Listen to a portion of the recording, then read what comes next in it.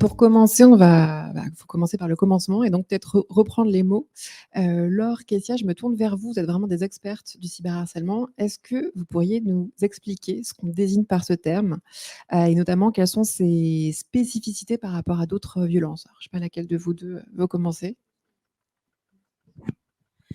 Alors, le cyberharcèlement, il existe dans la loi française seulement depuis 2014. Et en fait, c'est du harcèlement moral qui va être aggravé par l'utilisation des outils numériques. Et les outils numériques, ça peut être les SMS, ça peut être les mails, ça peut être les réseaux sociaux, mais ça peut aussi être les objets connectés, par exemple les caméras de surveillance connectées, les GPS, ou les objets domotiques comme Google Home ou Alexa, par exemple. Voilà. Pour qu'il y ait cyberharcèlement, il faut que les agissements soient répétés. Ça, c'est important, c'est défini dans la loi. Et il faut que ça soit des messages ou des agissements via les outils numériques intimidants qui aient pour effet ou pour objet de nuire à la santé des personnes qui sont visées par ces violences. Après, il y a des spécificités aux cyberviolences en général et au cyberharcèlement en particulier, c'est que ces violences, elles n'ont pas de limite, ni dans l'espace, ni dans le temps. Avant que les outils numériques soient démocratisés, avant qu'il y ait les réseaux sociaux, tout ça, si vous étiez victime de harcèlement scolaire, si vous n'étiez pas victime de violences au sein de votre famille, eh bien, vous rentriez chez vous le soir et vous aviez des moments où vous pouviez souffler. Aujourd'hui, avec le cyberharcèlement, ça n'est plus possible. Et ça, c'est vraiment une grosse spécificité du cyberharcèlement. Et l'autre, c'est la viralité. C'est-à-dire que parfois, il y a des contenus, on poste des contenus et on ne se rend pas compte que finalement, ces contenus vont vous échapper. Et parfois, il y a une intention de nuire, mais qui n'est pas au point de ce qui va se passer à la fin, parce qu'il y a un impensé du fait que ces contenus, ils vont peut-être sortir du cercle, je parlais du cyberharcèlement scolaire, mais peut-être du cercle de simples camarades de classe et qui vont pouvoir finalement aller un peu partout sur Internet et éventuellement ne jamais pouvoir être retirés puisque les gens feront des captures d'écran, les repartageront. Voilà. Donc, pour compléter, le cyberharcèlement, c'est un type de cyberviolence qu'on peut dégager, et c'est un ensemble de menaces, un harcèlement en ligne qui va être répété par plusieurs individus. Mais nous, justement, pour que la loi puisse encadrer et prendre en compte ces spécificités, notamment lorsque la loi sur les violences sexistes et sexuelles, initiée par la ministre Marlène Schiappa, est passée en 2018, notre association a vraiment mis en avant le fait que le cyberharcèlement ne pouvait pas être caractérisé comme le harcèlement classique où une seule personne allait répéter ses actes. Il fallait vraiment prendre en compte que lorsqu'il y avait cyberharcèlement, cela se passait donc dans l'espace numérique et que plusieurs personnes allaient intervenir. Et parfois une seule fois. C'est-à-dire que peut-être une personne qui envoie un message, mais comme il y a 800 personnes qui font ça, c'est du harcèlement pour la victime. Il fallait vraiment caractériser le cyberharcèlement du point de vue de la victime. Ok. Et alors du coup, peut-être on va commencer par un exemple. Et là, je me tourne vers toi, Angèle. Donc, comme tu le disais, tu as dirigé Période, donc le média féministe de Loopsider. Donc, on trouve sur Facebook, sur Instagram. Tu me dis si je me trompe, mais c'est un public cible assez jeune, donc je dirais 15-25 ans. Ouais. Et donc voilà, c'est vraiment un média qui est devenu, qui a grossi très vite, qui est suivi par beaucoup de personnes. Donc 422 000 personnes sur Instagram, 217 000 sur Facebook, la dernière fois que j'ai regardé. Et donc, c'est un média qui met très en avant des sujets féministes. Et alors, quelque chose me dit que ça ne se passe pas toujours hyper bien quand on met ces sujets-là en avant. Est-ce que je me trompe ? Non, pas totalement, parce que en gros, quand on a commencé, déjà, c'était un sujet qui était, en tout cas, le féminisme d'une manière générale, qui était moins mis en avant sur les réseaux sociaux qu'aujourd'hui, puisque c'était en 2019. Et donc, au tout début, on a été assez tranquille, je dois avouer, jusqu'à atteindre les 100 cas. On était plutôt dans notre coin, on avait un peu notre safe place, personne nous emmerdait trop. Et puis, plus on grossit, plus on se politise aussi. Et donc, on était plus visible. Et c'est là où on a commencé, ou en tout cas, la violence en ligne a commencé à rentrer dans mon emploi du temps. C'est-à-dire que je me crée des moments dans mon emploi du temps où je devais effacer des commentaires, faire de la restriction de commentaires, regarder les DM, etc. Donc ça prend aussi du temps et je trouve ça important de le dire que c'est un vrai taf qui peut être d'une violence inouïe aussi, de faire ce travail de responsabiliser et ceux qui sont auditeurs et ceux qui travaillent avec toi pour certains projets. Quand on a passé la barre des 200 000 abonnés, on a eu de plus en plus de critiques, donc de commentaires haineux, mais aussi de commentaires politiques. Donc ça peut être, par exemple, en tant que média, ça peut être juste avoir, par exemple, des petits drapeaux français, ça peut être avoir des petites couronnes pour les royalistes, ça peut avoir être des messages de haine contre les personnes qui sont en interview, par exemple, ce qui est assez compliqué à gérer, parce que une personne qui vient en interview, par exemple, pour un témoignage, vient, elle, déposer son histoire et elle a jamais vraiment conscience de l'ouverture, ou en tout cas du nombre de personnes à qui elle va parler. Et donc, quand ça se passe bien, c'est génial, mais quand ça se passe mal, nous, on peut stopper, éponger au maximum la haine qu'elle va recevoir, mais on n'a pas la capacité, en fait, de tout fermer, de fermer toutes les portes et tous les accès à cette personne.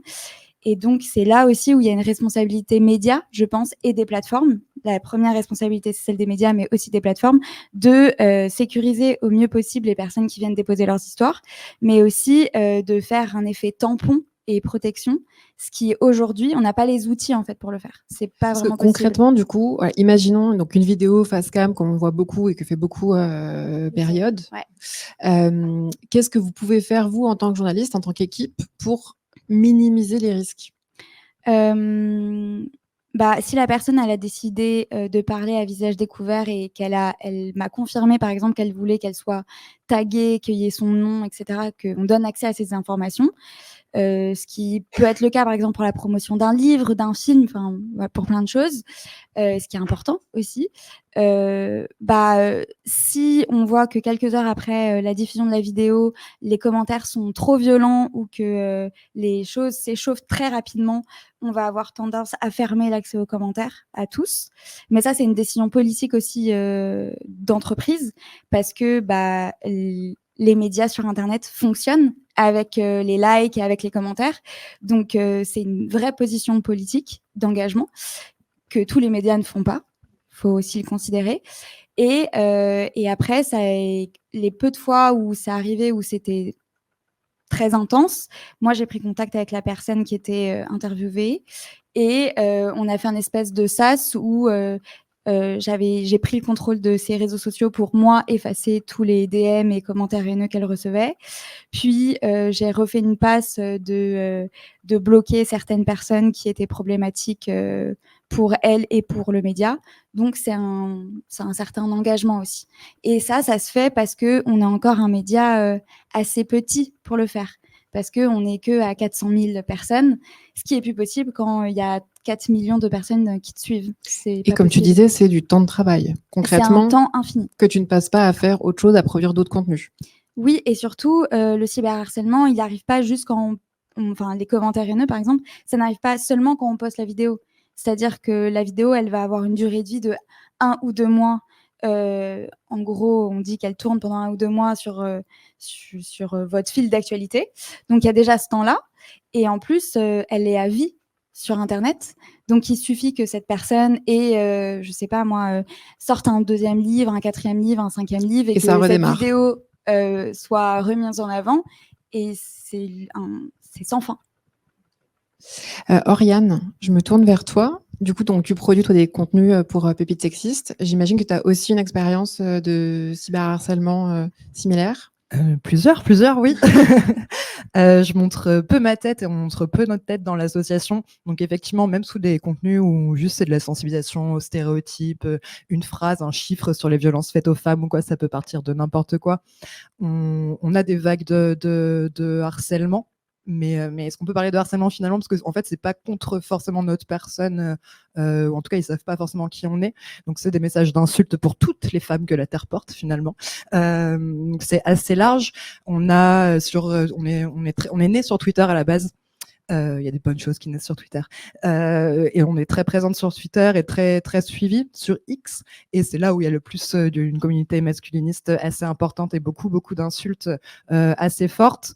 Nous, avant, c'est Marion Vaquero qui a créé l'association Pépite Sexy. C'est le compte Twitter à la base il y a 5 ans. Elle a, pendant 3-4 ans, tenu les réseaux vraiment assez seule. Nos bénévoles nous ont rejoints petit à petit et heureusement qu'ils sont là, je les remercie. Mais sinon, elle a tenu assez seule face à toute cette violence finalement. Et c'était en 2018-2019, on en parlait assez peu encore. Donc elle a fait face à ça. Elle a eu un moment, elle a eu envie de couper pour plein d'autres raisons, mais aussi face à ces vagues de harcèlement.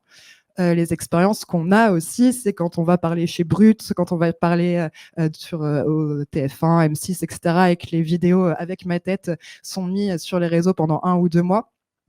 J'ai des petites techniques, je cache mes cheveux bleus quand je vais sur TF1 et M6, mais ça n'empêche que dès qu'il y a ma tête sur les réseaux, sur Brut et tout, les commentaires en dessous, ça va être vraiment des vagues de harcèlement assez violentes. Je demande à ce qu'il n'y ait pas mon nom, en tout cas que mes réseaux perso soient pas tagués. Après, il y a souvent mon nom et mon prénom. Heureusement, ils savent jamais où mettre le S, donc finalement, je suis assez introuvable sous les bandeaux à la télé.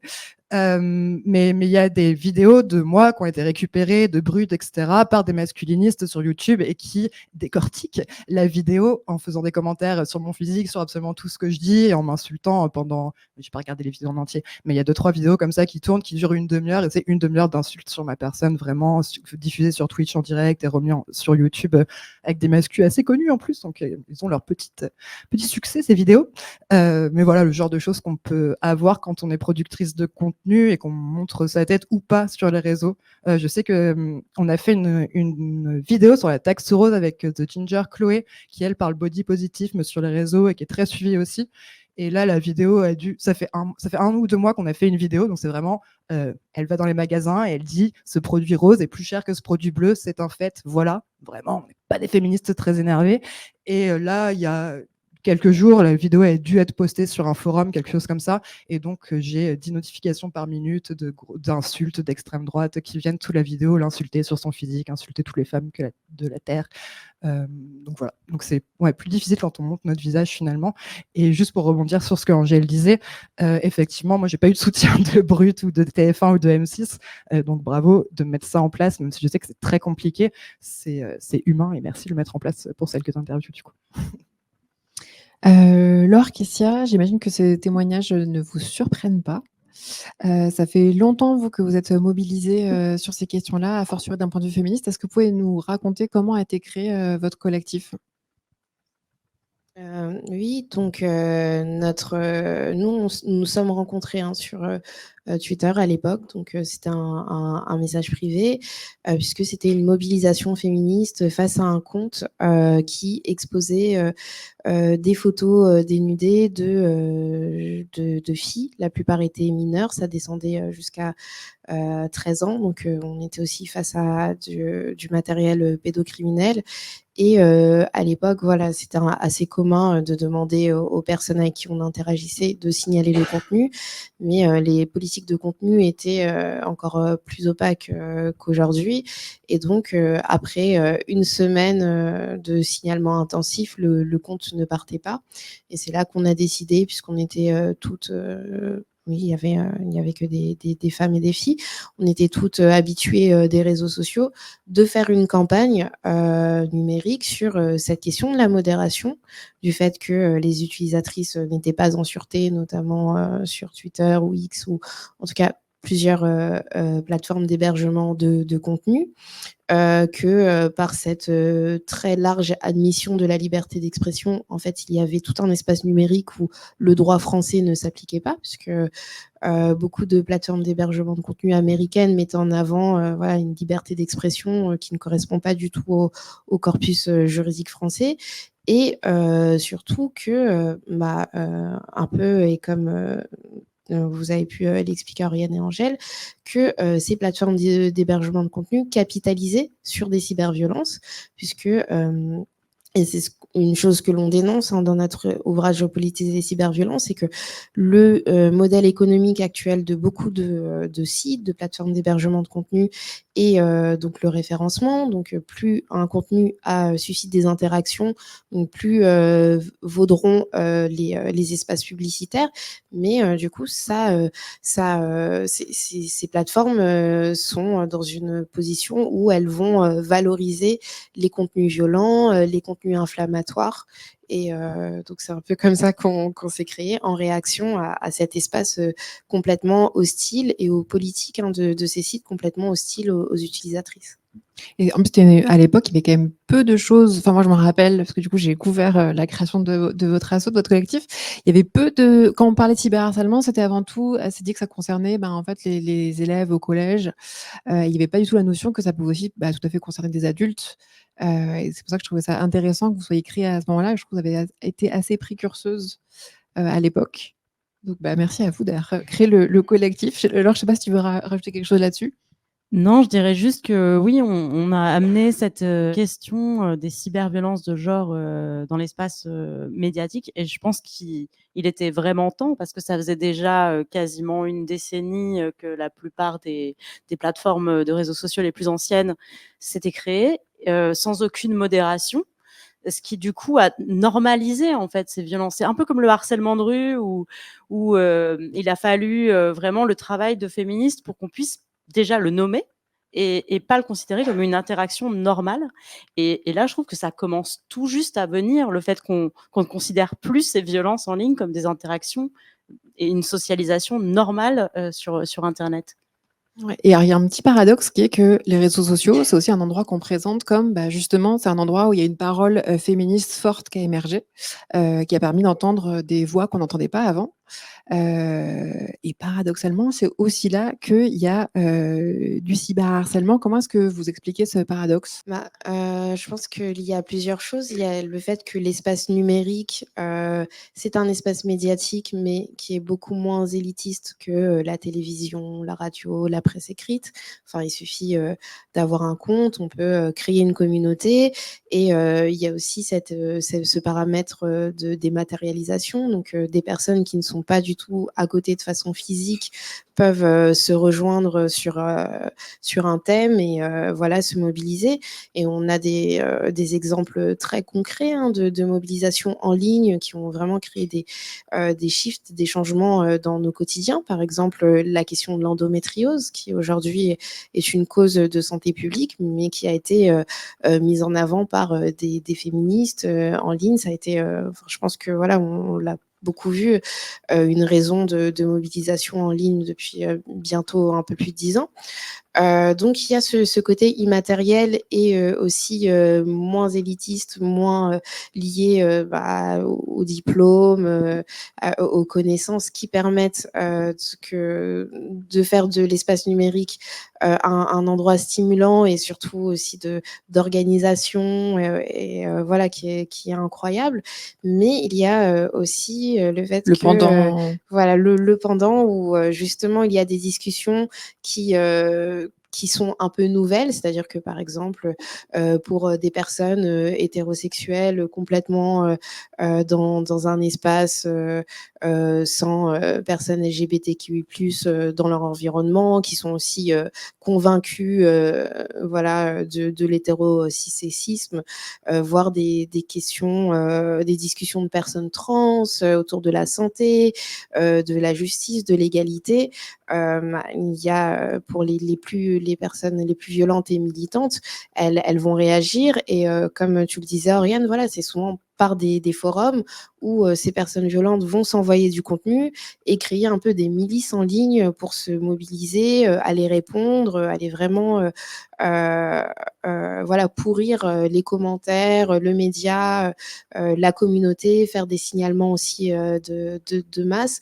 Donc en fait, l'espace numérique, du fait de sa production de questions, enfin pas des questions nouvelles, mais qui révèlent des questions qui étaient un peu plus occultes ou dans des communautés qui n'avaient pas accès au débat grands public, médias, voilà, ouais. aux grands médias. Il y a une sorte de guerre culturelle qui s'y passe, et c'est pour ça que nous, je pense que Laure elle pourra ajouter dessus, mais voilà, on encourage vraiment à garder ces mobilisations en ligne et surtout se rappeler que de grandes victoires féministes ont lieu grâce. Oui, que c'est pas, enfin, que les réseaux sociaux, ce n'est pas que du négatif Non, et pas que du du tout. cyberharcèlement. Non. Comme je disais, c'est effectivement un endroit où on a vu émerger vraiment un discours, enfin des discours féministes forts. Pour moi, Période fait aussi partie de ça. Et alors du coup, enfin, je trouve que c'est un média qui a quand même changé. Enfin, moi, j'aurais été très contente de l'avoir à 15 ans. Alors, je suis un peu vieille. Donc, moi, à 15 ans, il n'y avait pas du tout les réseaux sociaux, tout ça. Donc, je n'ai pas pu avoir Période à 15 ans. Donc, pour moi, c'est vraiment un média qui est aussi important parce qu'il apporte quelque chose qu'on ne trouve pas ailleurs. Mais la question, c'est comment on fait pour préserver ça? Et donc, tout à l'heure, tu nous parlais de comment on fait quand vos interviewés étaient harcelés.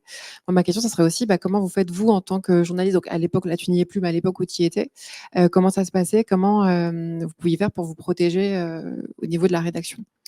Déjà, merci Marie. Et après, vous m'entendez ou pas? J'ai l'impression c'est bon? OK. Après, nous, on a une politique d'entreprise, enfin, on avait une politique d'entreprise où les auteurs, monteurs et journalistes des vidéos étaient pas nommés. Donc, ça sécurise d'une certaine manière, ça pose d'autres problèmes, mais ça sécurise le cyberharcèlement. Après, d'une manière générale, je rétropédale un peu pour rebondir sur ce que tu viens de dire, pardon. Je pense qu'il faut aussi se rappeler que Internet et en tout cas le digital, c'est l'extension du monde réel. Donc forcément, vu que notre société, elle est sexiste, misogyne, raciste et islamophobe, par conséquent, nos espaces digitales le sont aussi. Et surtout, il y a un autre prisme qui est que nos espaces digitales ont été créés par... Enfin, moi, je pensais quand j'ai commencé dans ce milieu que c'était des algorithmes, mais en fait, ces algorithmes, ils ont été pensés par des cerveaux humains qui sont des personnes blanches la plupart du temps, hommes, et qui ont des biais, et donc qui répercutent aussi les mêmes schémas de pensée. Ce que je trouve intéressant par rapport à la prise de parole, comme t'expliquais Oriane, sur nos réseaux sociaux, c'est que en tant que journaliste ou en tant que personne qui prend la parole sur les réseaux sociaux, on a plus rapidement des possibilités de se faire cyberharceler. Je sais plus si c'est le dernier chiffre en date, mais je sais que il me semble que en gros, une femme politique ou une journaliste reçoit un message haineux toutes les 30 secondes à peu près, ce qui fait quand même beaucoup de messages haineux et de cyberviolence. Et je pense que la seule réponse à grande échelle pour répondre à ta question face à ça et comment essayer de se protéger, c'est que en tant qu'individu, on ne peut pas se protéger à part aller porter plainte, et c'est hyper important, pas parce que la plainte sera prise en compte. C'est pas hyper positif ce que je veux dire, mais je pense que c'est important d'aller porter plainte en tant que journaliste ou même qu'individu, parce que non seulement ça permet de créer des précédents pour les agresseurs, marquer, mais aussi ça permet de créer des chiffres et des nouvelles stats, et donc ça permet de mettre en valeur le problème. Et c'est ce qu'on voit depuis quelques années, c'est que pourquoi on parle de cyberharcèlement aussi, parce qu'on commence à parler les unes avec les autres, à pouvoir ressasser des chiffres, des messages, et à comprendre ce qui est en train de se passer, et du fait que c'est pas des individus qui sont cyberharcelés, ce ne sont aussi pas que les célébrités ou les personnes qui sont visibles, mais c'est toute une autre catégorie de personnes, parce qu'on parle depuis le début de beaucoup de messages haineux, par exemple, mais le cyberharcèlement, il s'arrête pas là. Moi, j'ai découvert, par exemple, avec le podcast, les deepfakes, qui sont l'utilisation des IA pour faire des photomontages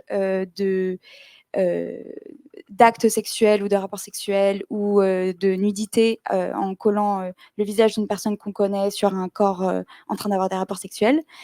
Et donc, juste, tu parles du podcast, donc le podcast que tu as fait pour Nouvelles Écoutes, on Ouais. a vendu des photos de nos pieds, où du coup, justement, ça part de cette question-là, de vente de photos de pieds, mais très vite, on arrive sur la question du cyberharcèlement. en fait, on parle du travail du sexe sur Internet et donc on arrive assez rapidement sur comment on utilise nos cyberespaces et notre sexualité. Parce que, en fait, Internet et la cybersexualité, ça existe que depuis 30 ans, donc c'est quand même assez nouveau. Et il n'y a pas de législation, parce qu'il n'y a pas de législation sur nos espaces digitales, il n'y a pas de règles. Et donc, quand on mêle le fait que sur Internet, il n'y a pas de règles et sexualité, assez rapidement, on arrive vers une zone un peu trop bordélique, voilà, pour dire dans des termes sympas. Et donc, les deepfakes, qui sont l'utilisation des IA, ont beaucoup été utilisés pour le cyberharcèlement. Il y a 96% des deepfakes qui sont créés pour un aspect pornographique et donc du revenge porn aussi. Et donc, on se retrouve à réceptionner des Donc, témoignages revenge porn, le fait de poster des contenus à caractère sexuel Ouais. pour se venger d'une personne. Ouais, alors Ou du pour- coup, il y a... oui, je sais que c'est un terme qui du coup n'est pas toujours Ouais. approprié. Bah, c'est plus l'utilisation de la diffusion d'un contenu intime sans l'autorisation de la personne qui est mise en avant.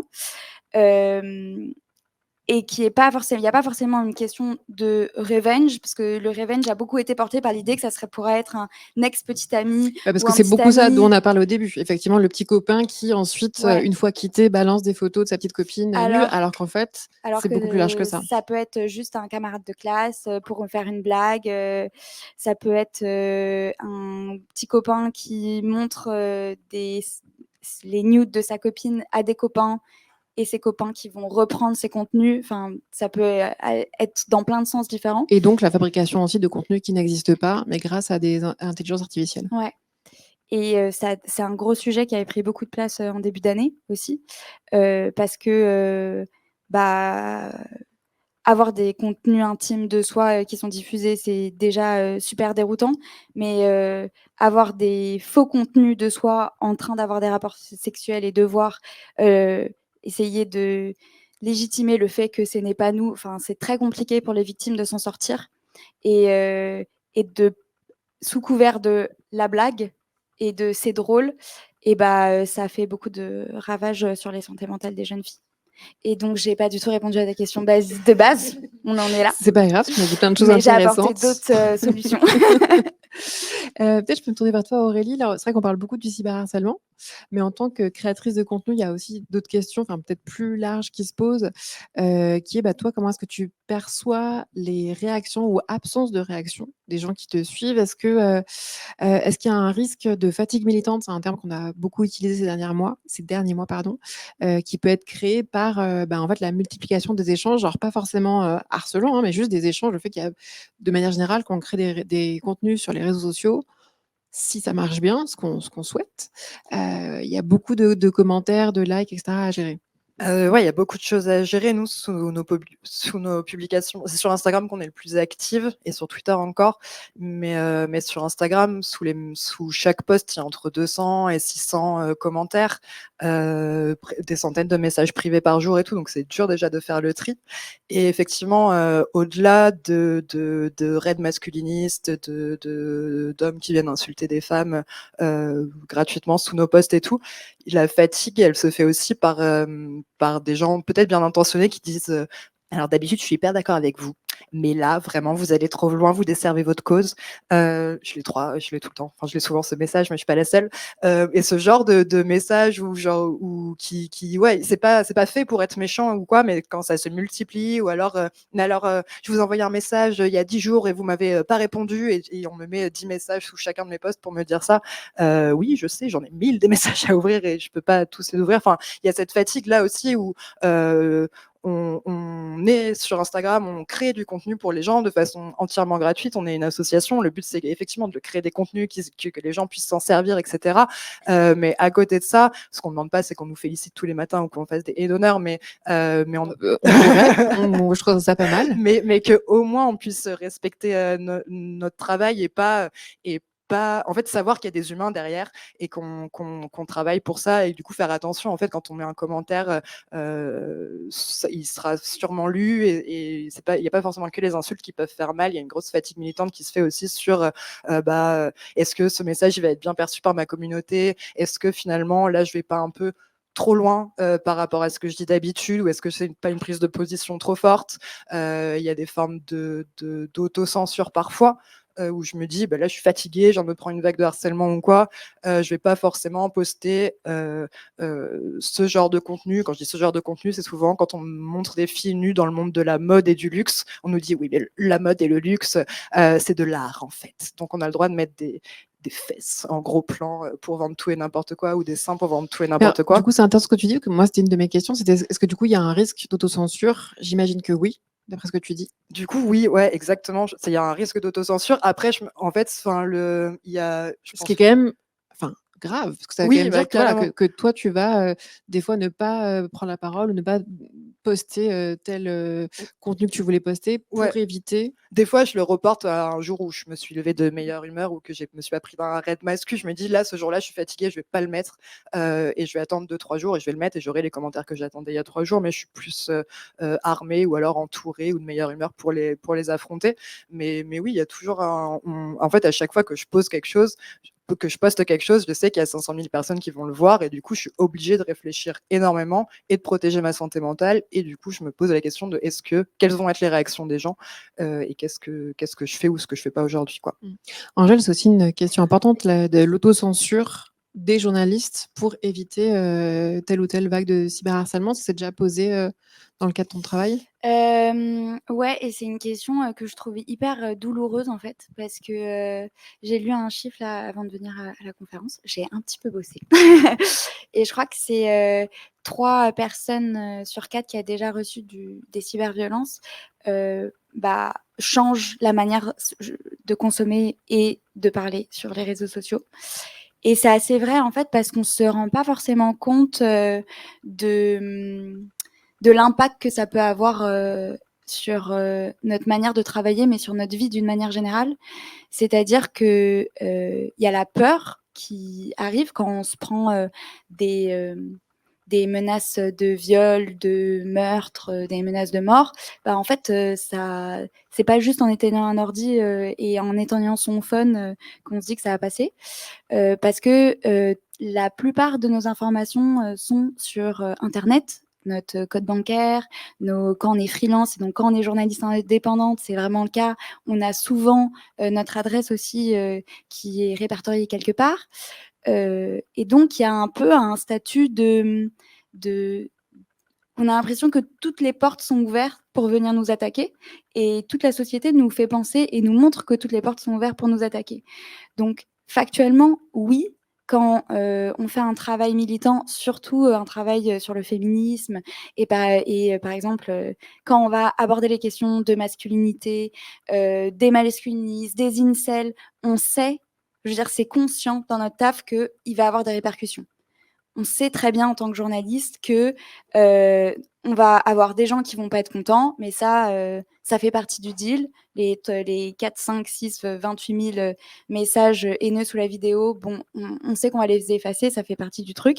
Mais il y a des étapes supérieures qui sont plus douloureuses, qui sont les messages en DM, qui sont des personnes qui vont reprendre vos contenus, qui vont reprendre des contenus privés de vous que vous postez sur Insta pour vous faire dire tout et n'importe quoi. Des gens qui vont aussi vous inventer des problématiques que vous n'avez pas. Donc, il faut en parler aussi, surtout quand on est une personne publique. Le nombre de rumeurs, de ragots qui se passent sur certains journalistes qui sont vraiment basés sur rien du tout. Et donc, factuellement, c'est un peu un truc... c'est difficile de lutter contre la peur de se faire agresser. Le premier signe, ça va être de se dire, est-ce que vraiment j'ai envie d'y aller ? Est-ce que ce sujet mérite vraiment que je me mette en danger, moi, mes proches, ou pas ? Et la plupart du temps, ce qui est vu, c'est par exemple, il y a l'affaire de Nadia Dam, qui, moi, m'a beaucoup marquée, qui est donc une journaliste qui a fait une chronique sur Europe 1 de 3 minutes sur un forum qui s'appelle les Blabla 14-18 ou 14-25, un truc comme ça. Et Sur jeuxvideo.com. Ou c'était une affaire de gens qui avaient cyberharcelé, donc elle a fait une chronique et elle a elle-même été cyberharcelée. Ouais, et en plus, c'est vraiment une chronique qui dure 2 minutes, où le seul truc un peu piquant qu'elle dit, c'est qu'ils sont encore à un stade d'évolution cérébrale embryonnaire. qui est pas non plus la pire insulte de la terre. Et bah pendant 3 ans, elle a dû déménager plusieurs fois. Elle a eu des menaces de mort et des menaces de viol sur ses enfants. Ils sont venus jusqu'à chez elle pour lui mettre des enfin pour l'intimider, pour Et alors sonner du coup, chez elle. comment on fait ça? Effectivement, je pense que, enfin, ce cas effectivement et d'autres ensuite ont été très Marquant. marquants pour pas mal de journalistes, hommes comme femmes, et plus particulièrement femmes. Comment on fait pour continuer à travailler, à faire notre boulot malgré ça? Est-ce qu'on Bah, change de métier? C'est un peu non, je déprimant. pense pas. Je pense que quand on conscientise que quand on est une femme et qu'on parle sur internet, on a 27 fois plus de chances de se faire cyberharceler. Déjà, il y a, on est peut-être un peu moins surprise quand ça arrive. On sait que ça va faire partie du jeu. Donc c'est se préparer psychologiquement et matériellement, Ouais, quoi. je pense qu'il y a un peu ça. Se sécuriser sur, ce qu'on dit de nous, sur, ce que nous on donne comme information personnelle, sur internet. C'est-à-dire, quand moi je sais que je sors un projet un peu tendu, enfin tendu pour les autres, pas pour moi, hein. Je fais un petit check de qu'est-ce que j'ai posté récemment, quelles sont les infos qu'il y a, qui peuvent être des infos, même Qu'est-ce qu'on pourrait banales, mais utiliser contre toi, en voilà, gros, pour comment je t'harceler? peux essayer de me sécuriser au maximum.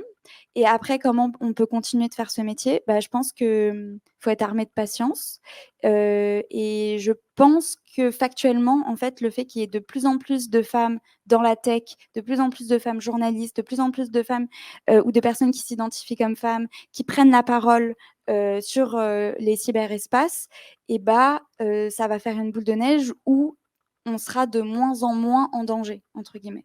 Et je dis pas en sécurité, je dis de moins en moins en danger. Et je pense que cette meute-là aussi va peut-être à un moment se réunir pour contrer les cyberattaques sur certains groupes. Parce qu'on voit déjà, il y a pas mal de personnes, des influenceuses ou des associations qui de temps en temps demandent à les personnes qui les suivent de contre-attaquer avec bienveillance, mais au lieu de répondre par la haine, de mettre plein de messages positifs et hyper bienveillants sur les commentaires pour déjà montrer qu'elles ne sont pas toutes seules à combattre tous les cons qui mettent des commentaires. Ouais. Et aussi pour insuffler un autre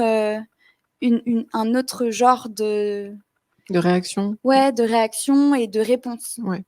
Donc là, on voit qu'on est vraiment sur des questions de qui peut prendre la parole ou pas. Dans votre livre, donc qui, je rappelle, Politiser les cyberviolences, Laure Quessia, vous parlez de, je cite, « l'avènement d'une liberté d'expression réservée aux groupes dominants ». Donc ma question, c'est vraiment ça l'enjeu? Et avant que vous répondiez, je me tourne vers le public et vous pouvez commencer à préparer vos questions si vous en avez pour juste après. Donc voilà, donc l'avènement d'une liberté d'expression réservée aux groupes dominants, ça fait peur un peu quand même. Oui, mais c'est vraiment ce qui se passe aujourd'hui sur les réseaux. Il y a une guerre de l'information. Il y a une guerre pour l'hégémonie culturelle. Et c'est vrai que chaque pas, chaque avancée, chaque centimètre qu'on gagne au niveau de la transformation sociale et de la théorie du changement, eh bien, il y a des meutes qui vont essayer de nous faire reculer, qui vont cyberharceler pour provoquer de l'autocensure, pour faire en sorte de faire taire les voix des groupes minorés, parce que c'est aussi de ça qu'il s'agit, puisque Internet a permis à ces voix minorées de se publiciser et d'avoir beaucoup plus de portée. Et du coup, on est vraiment sur un champ de bataille où il ne faut pas lâcher et il faut effectivement se serrer les coudes, comme tu disais. Et j'aimerais ajouter une chose auquel on ne pense pas beaucoup en termes de questions de cyberviolence, ce sont les obligations des employeurs. Parce que quand on parle des community managers, quand on parle des journalistes ou des salariés des associations, il y a quand même un droit du travail et l'employeur a une obligation de résultat sur la santé et la sécurité de ses employés. Et on peut donc imaginer qu'à l'avenir, ça serait bien qu'il y ait des formations, des protocoles mis en place pour éviter justement ou pour prendre en charge la question des cyberviolences, comme c'est de plus en plus le cas avec la question des violences sexuelles et du harcèlement moral. Et ça serait bien. Je voulais juste dire ça. Mais en tout cas, sur la liberté d'expression, il y a vraiment ce truc très états-unien de la liberté d'expression à tout prix. Twitter, au départ, se disait champion de la liberté d'expression. Et l'idée, c'était... c'est ce que nous avait dit d'ailleurs Audrey Herblin. Elle nous avait dit on va laisser de la pédopornographie parce qu'on n'est pas sûr quand même qu'elle soit mineure. Audrey Herblin, je suis pas sûre que tout le monde resitue. C'était la chargée des relations publiques de Twitter France à l'époque. Et oui, elle nous avait dit, en fait, non, quand même, on va pas enlever ces contenus parce qu'on n'est pas sûr que les personnes soient majeures. À l'époque, il y avait des contenus pornographiques sur Twitter. Et donc, on était vraiment sur une conception très états-unienne où il fallait pouvoir tout dire. Et ça a aussi créé cette absence de modération. Ça a créé le fait que sur Twitter, il a fallu 7 ans pour avoir un bouton de signalement. 7 ans à partir de sa création. Et ça a été le cas seulement parce qu'il y a eu vraiment une grosse affaire médiatique de cyberharcèlement. Et cette liberté d'expression, à ce moment-là, si c'est la liberté de cyberharceler, si c'est la liberté de tenir des discours de haine, des discours sexistes, de pouvoir publier de l'exploitation sexuelle de mineurs, de la diffusion non consentie de contenu intime, des deepfakes, ça devient une liberté d'oppression. Et ce que j'appelle, une liberté d'expression des dominants. Et où du coup, des personnes partent complètement de la plateforme parce qu'elle est devenue invivable. Il y a énormément de personnes qui ferment leur compte après un cyberharcèlement. Alors des fois, c'est juste pendant un moment, le temps que ça se calme, mais des fois, ça peut durer longtemps. C'est aussi une perte de chance, une perte de revenus pour toutes les personnes, toutes les créatrices de contenu, par exemple, qui gagnent leur vie grâce à leur présence sur Internet. Et il y a énormément de femmes et de personnes issues de groupes minorés qui pensent leur présence sur Internet de manière totalement défensive qui vont se suradapter à ce qu'une membre de Féministes contre le cyberharcèlement, Johanna Soraya Ben-Amrouche, appelle la loi de l'agresseur. Et donc, c'est finalement ce qu'on va dire, tout ce qu'on va faire, la manière dont on va se mettre en scène va dépendre de comment ça pourrait être reçu par les groupes qui cyberharcèlent. Et du coup, on est vraiment dans une espèce de rapport de force et de domination qui est mise en place aussi dans l'espace numérique. Okay. Et Kessia, tu as des choses à rajouter ou on passe aux questions du public? Je vais faire rapidement. Le micro marche. Et donc, oui, par rapport à la liberté d'expression, je pense qu'on est très simplement, pour le dire de façon très simple, dans le paradoxe de la tolérance. Si on tolère les intolérants, il n'y a plus de tolérance puisque ce sont des personnes qui ont des croyances ou des convictions qui ont visé à anéantir d'autres personnes. Et en fait, ça, on ne peut pas le tolérer. Donc, même la tolérance doit avoir ses limites, justement, pour qu'elle puisse se pérenniser. Et c'est vrai que dans ces questions un peu de liberté d'expression, avec toutes ces cyberviolences, il y a aussi une charge qui est ajoutée aux créatrices de contenu, aux autrices de contenu qu'on pourrait qualifier de progressiste. Il y a le fait d'avoir une argumentation, des sources qui sont plus solides. Donc c'est bien, c'est vrai, pour tout ce qui est qualité de l'information, recherche, mais c'est un temps supplémentaire que toutes les sphères un peu réac sur Internet, voilà, que ce soit les fachosphères, manosphères, voilà, ils ne s'embarrassent pas de sourcer autant leurs informations.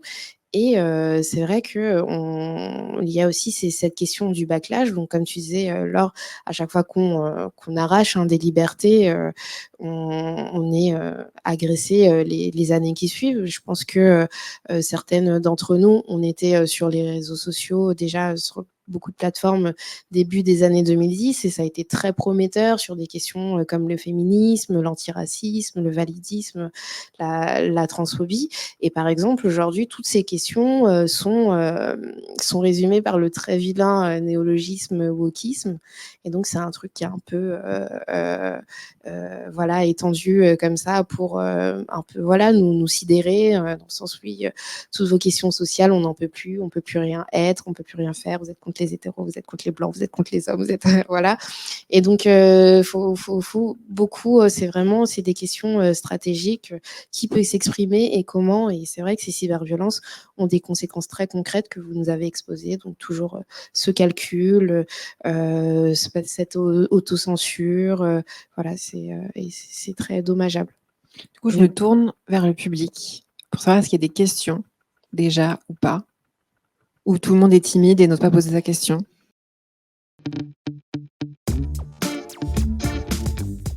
Oui, on m'entend. Moi, je voulais vous poser la question. Le Conseil supérieur de l'audiovisuel s'est mué il y a quelques années, je crois en 2022, en l'ARCOM, montrant aussi l'intérêt des pouvoirs publics pour la régulation également du numérique et d'Internet. Est-ce que vous avez le sentiment que ça a changé quoi que ce soit ou pas du tout? Est-ce qu'il y a aussi des choses qui vont dans le bon sens au niveau des pouvoirs publics pour soulever ces questions-là et les questions de régulation sur Internet, ou est-ce que concrètement, rien n'a changé, selon vous?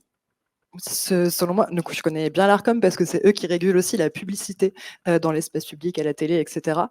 Et quand on a commencé Pépites Sexistes, donc nous, on met des publicités sur les réseaux sociaux, on interpelle les marques et on les fait retirer comme ça en faisant une blague, en disant est-ce que vous trouvez ça normal de faire un truc sexiste ou stéréotypé en 2023? Et l'Arcom nous avait dit ouais, mais nous, on est une plateforme, si on porte plainte contre la publicité, sur notre plateforme, on a un jury déontologique, on le met en place et on peut faire supprimer la publicité. Alors, aucune publicité n'a jamais été. Il y a eu des publicités qui ont été supprimées, mais elles étaient même plus. Un an après, en fait, elles étaient même plus diffusées partout. Donc ça, c'est vraiment n'importe quoi. Et en plus, le jury de déontologie change tout le temps. C'est des professionnels du marketing et de la publicité qui sont pas forcément sensibilisés aux questions d'égalité entre les femmes et les hommes, notamment, mais pas que.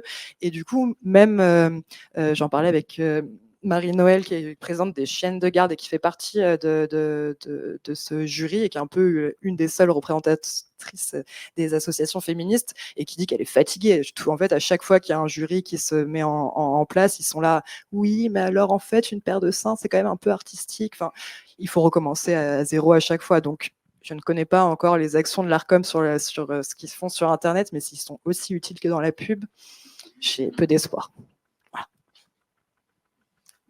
Et j'en profite aussi du coup pour compléter ma question avec la question des plateformes. Est-ce que aussi, alors il y a toute la question de la possibilité de signaler les contenus, notamment qui normalement, du coup, même si ça a été compliqué pour Twitter, normalement est mise en place sur toutes les plateformes. Est-ce que vous avez l'impression d'être aussi un peu écouté et accompagné par les plateformes sur ces questions-là, ou est-ce que pareil, c'est compliqué? Juste après, je vous laisse la parole, je pense que vous serez plus documenté, mais juste d'expérience, tous mes signalements sur Twitter, à part s'il y a vraiment un appel au viol ou plusieurs fois le mot viol dans le truc, je reçois un mail pour se dire « Oui, alors on a bien vu votre signalement, merci de participer à tout ça, mais non, ça va, ça contraint pas les règles de Twitter. » Super, donc voilà, tout ça pour dire que j'ai peu d'espoir aux plateformes pour résoudre le problème. Sur le signalement, c'est une catastrophe en fait. On avait participé à un testing organisé par le Haut Conseil à l'égalité entre les femmes et les hommes, c'était en 2017. Et en fait, on signalait, donc on cherchait des choses horribles toute la journée pour les signaler, des appels au viol, des choses racistes, toutes sortes de contenus. Et il y a quasiment rien qui était retiré. Je crois que c'était Facebook qui s'en tirait le mieux avec 11% des contenus retirés. Je peux vous dire que tous les contenus étaient problématiques et tombaient sous le coup de la loi. Et aujourd'hui, ça s'est pas beaucoup amélioré puisque, alors j'ai plus les chiffres, mais dans notre enquête, on voyait bien que les Français, les Françaises signalent massivement les contenus, mais en général, ils reçoivent des fins de non-recevoir par les réseaux. Les réseaux sociaux mettent en place des dark patterns, c'est-à-dire des designs trompeurs pour rendre le signalement plus compliqué. C'est-à-dire que c'est parfois très difficile de trouver comment signaler tel ou tel contenu. Pendant longtemps sur Twitter, le bouton pour valider était à gauche au lieu d'être à droite. Donc du coup, on pensait valider, mais en fait, on supprimait notre signalement. Il y a plein de petites subtilités comme ça. Et là, dernièrement, alors ce qui se passe, c'est que maintenant, grâce au Digital Service Act, qui est donc une réglementation européenne pour les plateformes qui s'appliquent depuis le 25 août aux grandes plateformes, comme Meta par exemple ou Twitter, eh bien, les plateformes doivent lutter contre les risques systémiques induits par les plateformes, donc les cyberviolences notamment, et elles doivent aussi faire des rapports de transparence.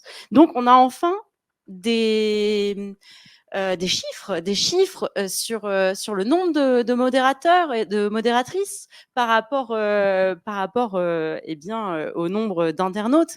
Et on voit par exemple que pour l'Europe, sur Instagram et Facebook, il y a, je crois, un modérateur ou modératrice en langue française pour 260 000, il me semble, utilisateurs et utilisatrices d'Instagram et de Facebook. Donc, on peut se demander comment ils peuvent gérer, comment ils peuvent modérer. Et on sait aussi que la modération par les intelligences artificielles, les modérations mises en place avec des algorithmes, elles sont peu effectives, elles ne prennent pas en compte les subtilités du langage, ni les évolutions du langage. Et du coup, ça peut même se retourner finalement contre les créatrices de contenu féministes. Et on le voit bien d'ailleurs avec le shadow ban. Hein. Je sais pas si...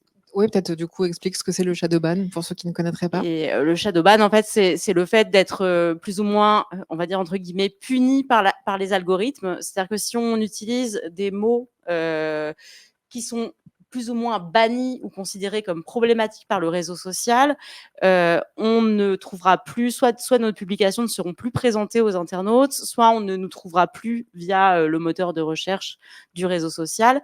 Et ça arrive très souvent à toutes les créatrices de contenu qui parlent par exemple de santé sexuelle. Là, c'est beaucoup arrivé avec tous les contenus liés à la Palestine. Et du coup, ça crée une forme de censure occulte, puisqu'on n'a aucune indication là-dessus sur les contenus qui sont publiés sur les réseaux sociaux. Oui, et sur les trucs automatiques mis en place par Instagram notamment.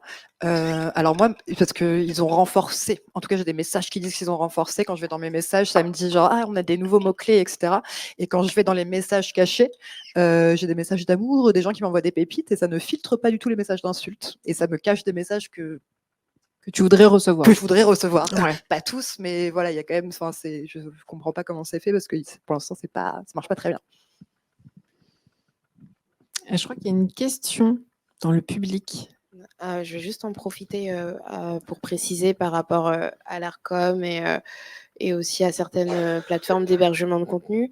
Donc, c'est vrai que l'ARCOM, du coup, avec cette fusion, notamment, je crois que c'était CSA avec Adopi, ils ont montré un intérêt pour l'espace numérique. Et c'est vrai qu'il y a des discussions intéressantes qui sont quand même menées, notamment certaines rapportrices de l'ARCOM qui disaient vouloir que le contenu pornographique qui, même de façon fictionnelle, vous voyez, puisqu'il y a des catégories type teen, voilà, adolescente en gros, et les acteurs ou actrices sont parfois majeurs, mais comme ils sont présentés comme mineurs, voilà, que cela tombe sous le coup de la loi, ou en tout cas censurer des contenus qui ne le seraient pas vraiment, mais qui auraient quand même une présentation illicite, illégale. Donc, il y a quand même des discussions intéressantes qui sont menées. Ce sont des institutions de régulation qui, je pense, sont nécessaires. Mais c'est vrai que nous, en tant qu'association féministe, on est toujours un peu dans la tension sur les questions de surveillance aussi dans l'espace numérique, les questions de liberté d'expression, mine de rien, puisque cela reste des institutions étatiques. Et quel pouvoir en fait on peut donner à un État de réguler nos communications et nos accès sur Internet, surtout quand l'un des arguments phares est que l'anonymat ou le pseudonymat sur Internet est nécessairement dangereux, et qu'on voit qu'il y a énormément de personnes issues de minorités ou même des personnes lanceuses d'alerte qui ont besoin de cet anonymat, de ce pseudonymat. Et par rapport aux plateformes d'hébergement de contenu, nous quand même depuis le début de notre association, on a pu échanger notamment avec Twitter, avec Meta. Donc voilà, ce sont des structures qui ont toujours au moins un espèce de comité déontologique, on va faire des réunions, c'est cool, il y a des snacks et tout. Mais en fait, c'est des structures qui sont aussi sous tension dans le fait où leur modèle économique est lié à l'interaction, l'exposition à du contenu violent, parce que c'est le contenu qui va susciter le plus d'émotions. Et c'est vrai que tant qu'on n'est pas dans une refonte même de comment ces plateformes d'hébergement de contenu font de l'argent, comment elles se rémunèrent, on sera toujours dans ce truc où bah ouais, c'est bien, parfois on fait des réunions, parfois ils nous offrent des crédits de publicité, comme ça on peut faire un peu booster nos publications sur les cyberviolences, mais fondamentalement ces cyberviolences seront favorisées. Donc en fait on est aussi dans la question de pourquoi faut autant d'argent, pourquoi faut toujours en accumuler plus, et est-ce que l'argent va toujours passer avant notre sûreté. Je suis désolée, je rajoutais juste un truc. Je pense aussi, ce qui est intéressant de se dire, c'est si Facebook et Insta, ils n'arrivent pas à mettre en place une zone de sécurité en fait pour leurs utilisateurs, ça pose encore plus la question de comment on fait, comment on fonctionne pour les énormes plateformes où on n'a aucune idée de où elles sont, pardon, je recommence ma phrase. Par exemple, Telegram, on ne sait pas comment fonctionne cette entreprise, on n'a pas de vision sur ce qu'elles font, on n'a pas de vision sur le nombre de personnes qui sont actives sur certains groupes. Et moi, dans plusieurs sujets que j'ai faits, c'est des groupes qui peuvent aller jusqu'à entre 200 000 et 600 000 personnes. Donc, 200 000 ou 600 000 personnes sur un même groupe, ça peut aussi échanger des choses qui ne sont pas juste des bonnes nouvelles de la journée, et donc des contenus dangereux. Et ça, je trouve ça intéressant de se poser la question de quand on connaît les entreprises, quand les entreprises sont plutôt légiférées, regardées, écoutées, on n'arrive pas à faire fonctionner la loi. Alors pour les autres entreprises, c'est encore plus compliqué. Et ce qu'on regarde, c'est qu'il y a de moins en moins de jeunes, par exemple, sur Facebook. Ils sont de plus en plus sur TikTok et sur Telegram, ce qui sont des espaces où il y a encore moins de sécurité, encore moins de respect de la loi, et donc de contenu, de sécurité de contenu. Et je pense qu'on n'a pas idée, parce que je me trompe pas trop, on a toutes plus de 16 ans sur cette table, et je pense qu'on n'a pas, en tant qu'adulte, on n'a pas idée des contenus dont les enfants, les ados peuvent avoir accès.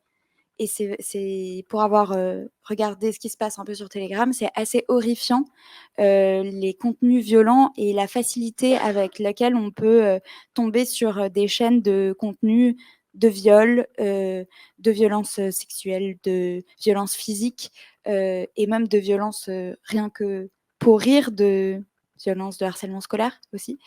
Donc je pense aussi que malheureusement notre gouvernement et la manière dont ça fonctionne font qu'ils ne voient que le début de l'iceberg, et que le problème est beaucoup plus gros, et plus on avance, plus les IA fonctionnent bien, plus notre manière de consommer aussi Internet et la tech va de plus en plus rapidement, et on donne de plus en plus de place aussi au fait de ne pas pouvoir rattraper le fait que ça nous échappe.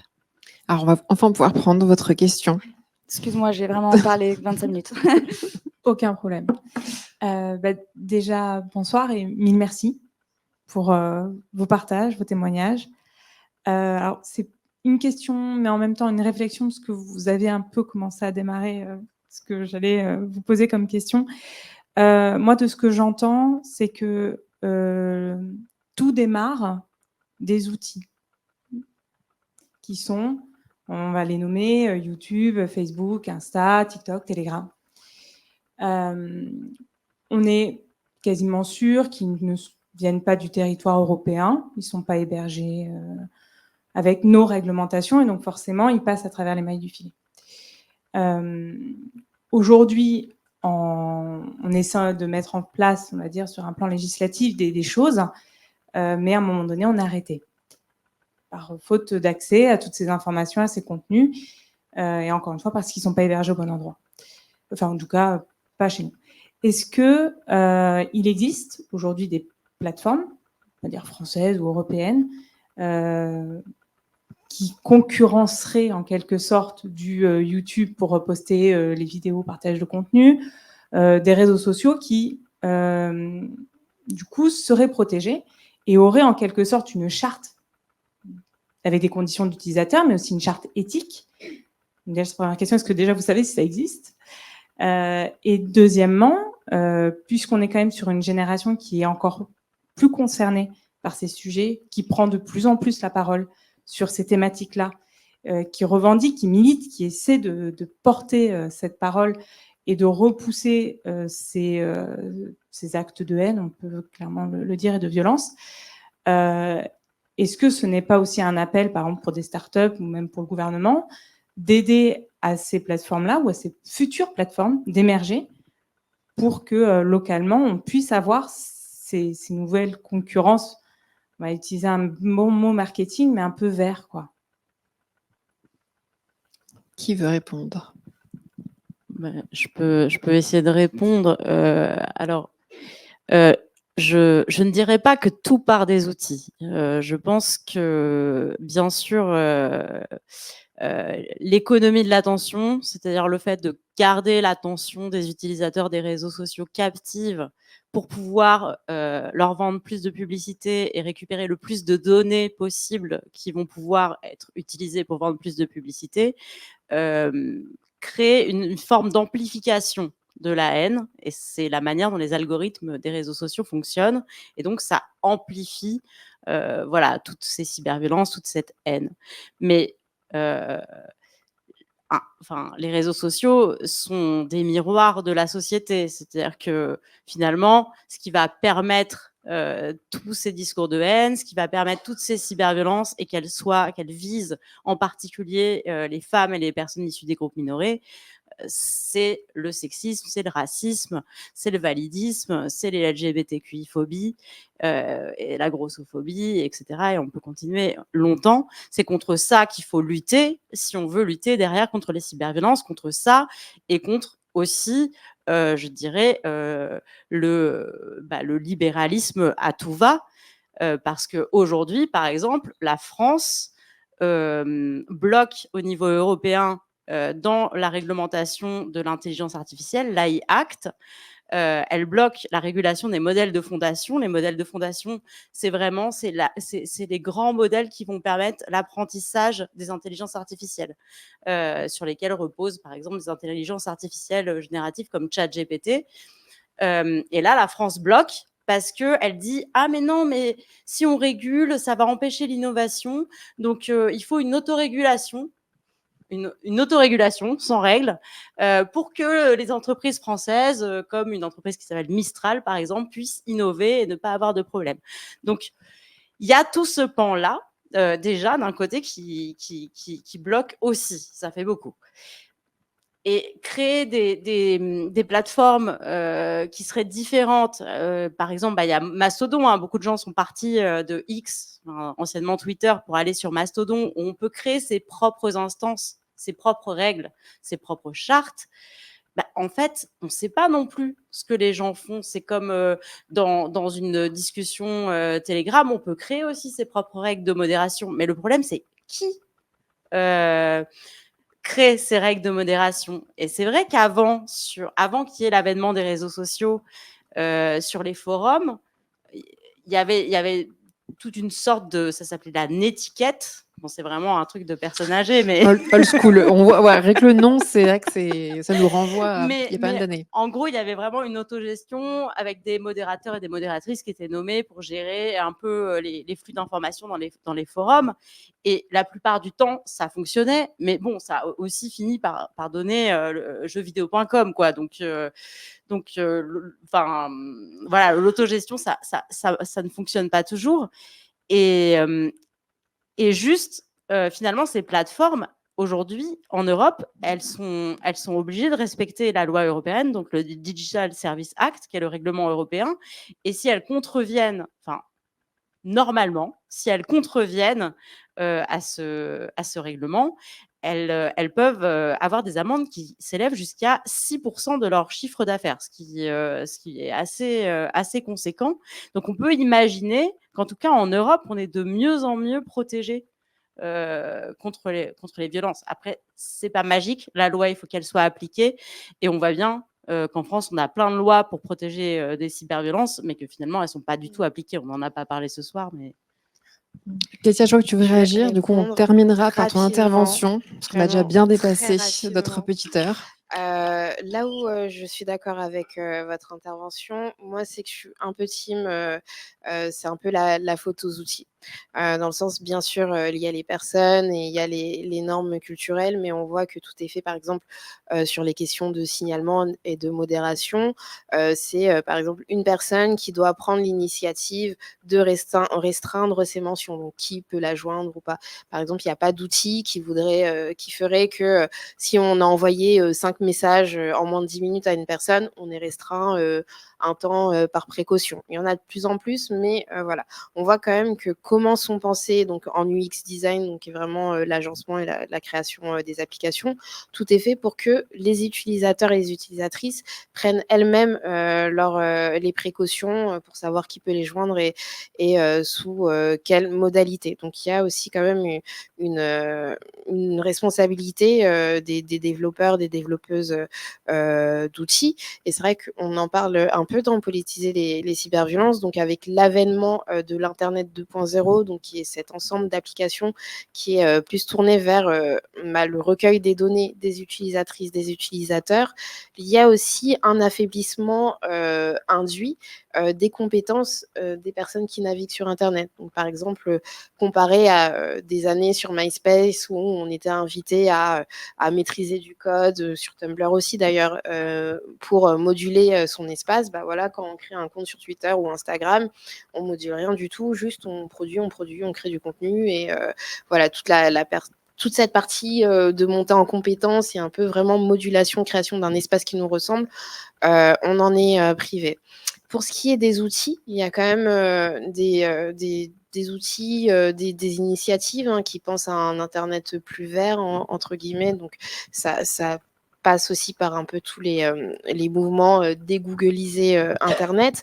Il y a notamment, je pense à Framasoft, qui est une initiative où ce sont des développeurs et des développeuses qui ont créé des plateformes un peu pour soit se substituer à Slack, Twitter, Instagram, enfin voilà, ou des trucs comme Google Doc, qui est en open source, gratuit, financé par la communauté d'utilisatrices et d'utilisateurs. Donc moi, j'aime beaucoup leurs travaux. Et c'est vrai que quant au numérique, on a beaucoup de questions aussi à se poser sur l'aspect vert, comment on participe, où est-ce que se fournissent les GAFAM ou les entreprises qui créent des outils numériques, notamment sur les métaux rares, quels sont les conflits que ces sociétés financent ou encouragent.